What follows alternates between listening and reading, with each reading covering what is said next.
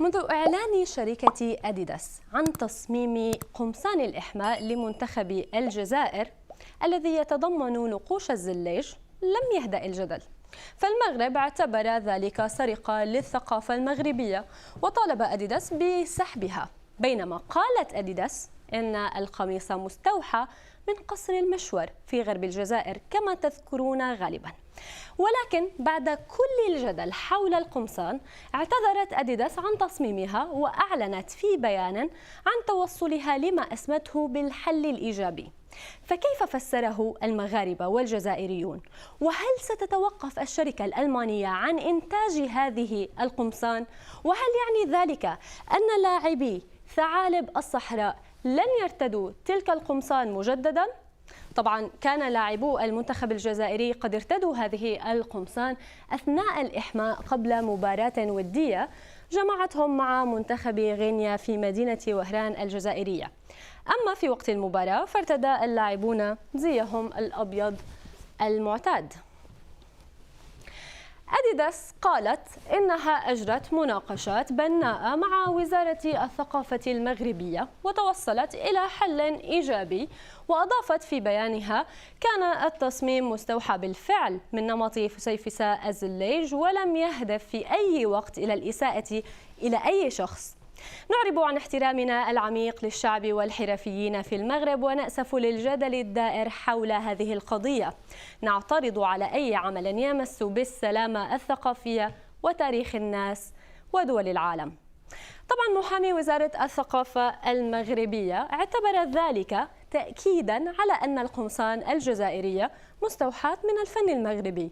وكانت الرباط قد أكدت أنها سجلت الزليج الفاسي ضمن تصنيف فيينا للعناصر التصويرية التابع للمنظمة العالمية للملكية الفكرية.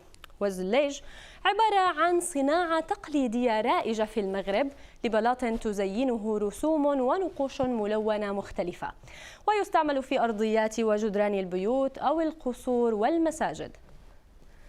ولكن بيان أديداس جدد الجدل بين الجزائريين والمغاربة بشأن هوية الزليج. فهنا بلال يقول: انتصار دبلوماسي مهم لوزارة الثقافة، وأديداس تعتذر للمغاربة. أما ميام تقول في تغريدتها: أي حل؟ أديداس اعتذرت عن سوء الفهم وقالت إن القميص مستوحى من الزليج وإنها تحترم تراث كل الدول بدون الدخول في التفاصيل، ولم تسحب القميص، بالعكس أصبح يباع بصفة خيالية، زوبعة في فنجان أثرها المغاربة. وجود احترافيين مغاربة لا يعني أنهم المصممون. تغريدة ثانية من حامد أو ثالثة بالأحرى وأخيرة من حامد يقول فيها: بيان إعلامي فارغ المحتوى، وأديداس بما أنها شركة اقتصادية كانت أكبر المستفيدين من خلال الإشهار المجاني. هو فعلا القميص جميل جدا يليق بمحاربي الصحراء بكل روح رياضية.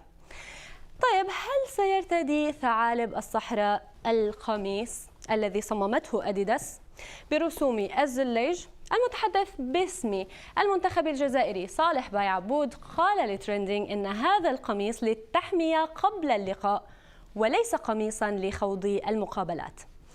عمليا ما يزال القميص معروضا للبيع على متجر أديداس الإلكتروني تحت اسم قميص الجزائري التدريبي، ويظهر هنا على زاويته كما ترون الزاوية اليسرى شعار منتخب الجزائر.